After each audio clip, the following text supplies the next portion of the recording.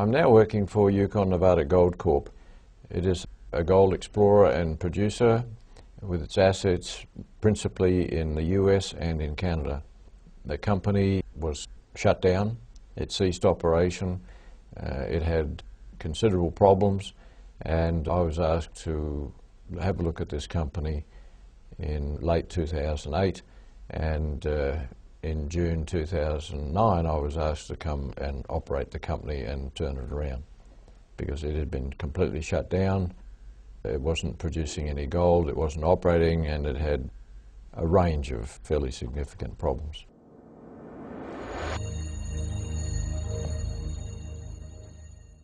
Well, because I looked at the company and I felt that the inherent value in the assets was considerable.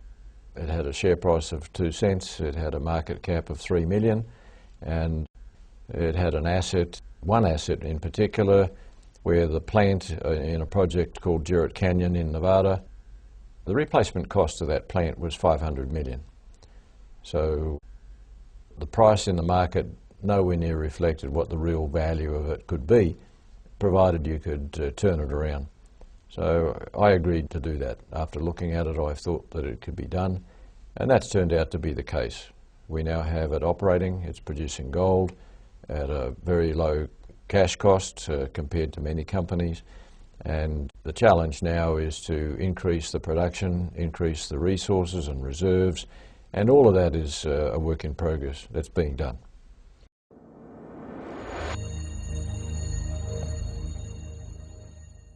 Experience. What else? Just the feel for the condition of the asset. It's in a prime location. In this business, in the gold business, internationally, we talk about having the right address. Nevada, USA is the right address. If Nevada was a separate country, it'd be up there amongst the top gold producers in the world.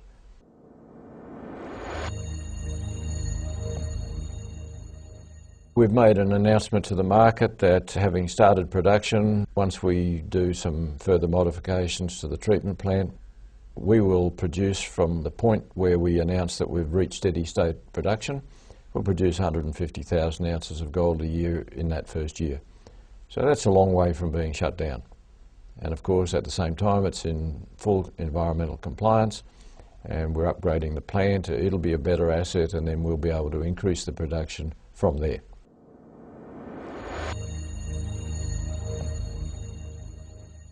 Well, I think the value of it is quite high. It was terribly undervalued, still is.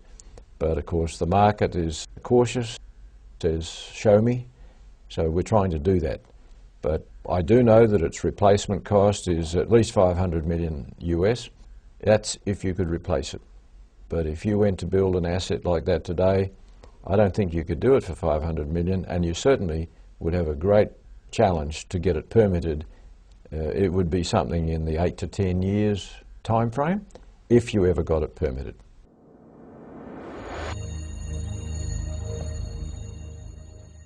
One of the reasons it was shut down because of mercury emissions to atmosphere. That's emissions of mercury contained in the stack gases that go into the atmosphere.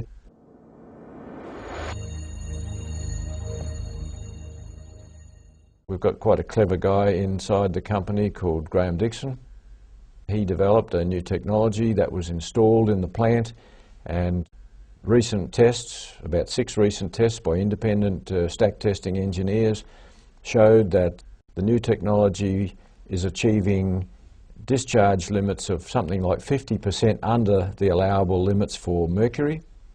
It's producing something like 98% under the allowable limits for SO2, and we've made a recent news release to that effect.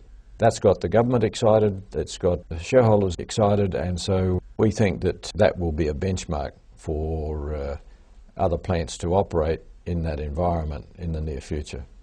So we're demonstrating to the market that we think that this is a good facility and it was the right decision to put it back into production.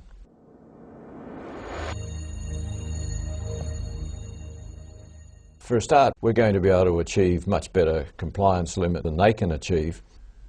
That's a big advantage because limits are always being tightened. Environmental regulation is always being strengthened by governments and by various NGOs, non-government organisations. They bring pressure and they want better standards. And so we think that we are showing the way that we can do that. And I think that'll bear good value for shareholders in the future. They will see that we are a market leader in that area and they will come and follow us.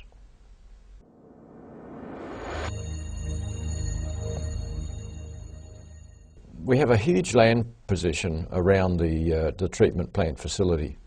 As I said, the facility itself is simply, a 500 million replacement cost, but that's not the only asset. I mean, a treatment facility is no good unless you have ore in the ground. This particular property has about 3 million ounces in all categories in the ground. It has 4 underground mines. They were, of course, closed along with the other facilities due to lack of environmental compliance. What we did is went to the government. We negotiated what's called a consent decree. That basically means that all of the issues that concern the government are listed in a document. We agree what we're going to do about those things, in short, fix them, and that goes to court. Both parties sign it, the court issues that decree, and then that becomes a court order. Then we're allowed to start up again and we start working our way through that list. We're presently successfully doing that, and that means that it can operate as a long-term treatment facility, and then we will recommence exploration. We've already opened one of the mines and we've made a news announcement about that. We will recommence exploration both underground and on surface, and the property itself has significant potential for discovery of new mines and expanding and increasing the life of existing mines. So we'll gradually open the other mines over the next little while. We've already made some time frame announcements to the market in relation to that, and that will see us producing increasing amounts of gold.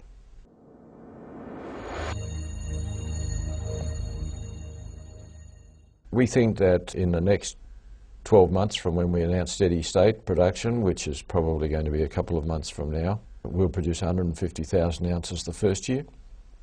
And we've made no announcement, and I can't comment right now on how much we will increase that, but we will certainly increase it in the following year.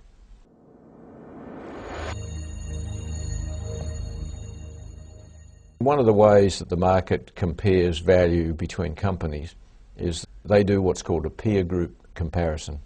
In other words, they go and look at the other companies that are about the same size, in the same location, in the same business, and have about the same sort of assets. And if you compare those companies in that group with ourselves, we are way undervalued. So we should be somewhere around 700 to 800 million right now.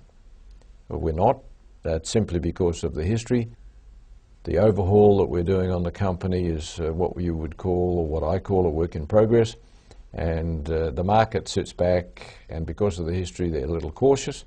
The more adventurous investors come in and they get a better deal, of course, and provided we're successful in achieving the objectives that we've laid out for the market, they will get something like 4 or 5 times their money back.